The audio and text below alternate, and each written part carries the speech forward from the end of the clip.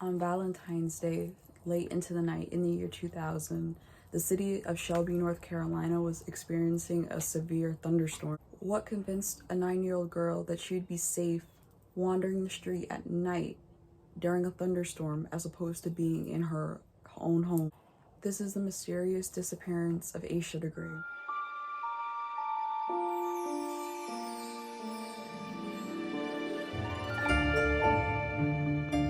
Welcome to my channel. If you're new here, hi, I'm Case.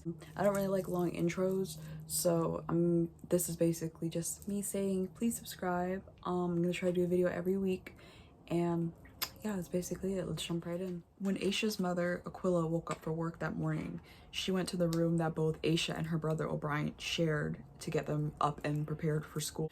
When she realized Asha was not in her bed, she checked the house along with her husband, Harold, who also helped her search the house looking for Asha. After investigating both the house they lived in and her grandmother's house, who happened to live across the street, her parents quickly began to panic and realized that they should probably call the police for help. The night that Asha went missing, a car accident happened in the neighborhood. The car had crashed into a pole, causing all the power in the neighborhoods to go out. When Harold, Asha's father, came home around midnight, he said that the power came back on, so nobody really knows when exactly it did happen to come back on.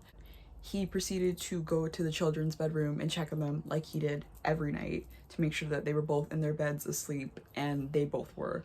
Harold stated that around 2:30 in the morning is when he finally decided to go to bed. This is where there's like a bit of a discrepancy. I have seen other videos on this, and they say that Harold said that he went out after he came home to get candy for Valentine's Day and for their anniversary, and then he came home that second time. But in other videos they didn't say that, but from what I've seen, he did go out to see to pick up candy from a CVS. When he did finally come home, like I said, around 2:30, that's when he finally decided that it was time to go to bed. After this happened, this is when Asha's brother said that he heard her roll over in her bed. He wasn't really thinking much of it.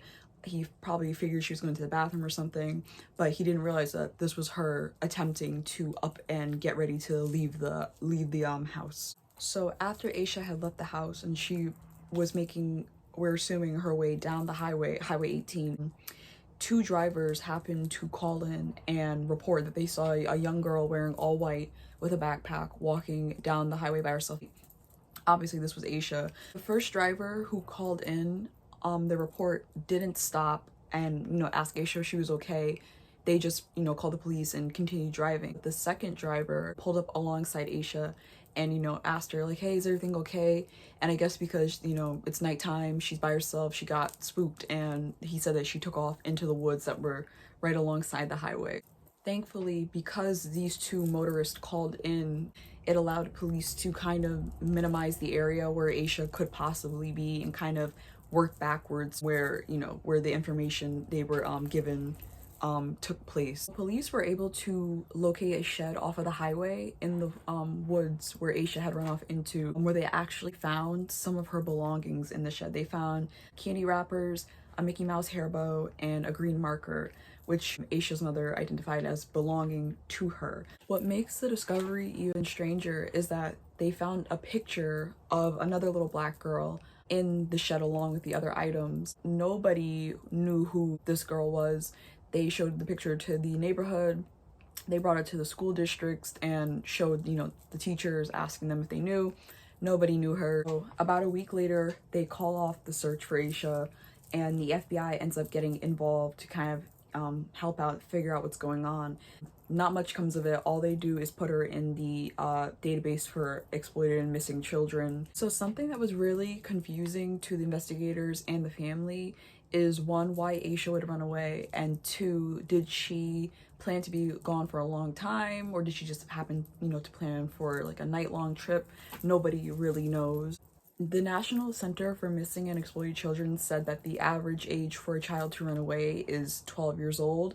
So this adds so much more to the story that Asha was only 9. She was so young to even think about running away, especially during a thunderstorm at nighttime, like 2:30 in the morning when it's pitch black outside.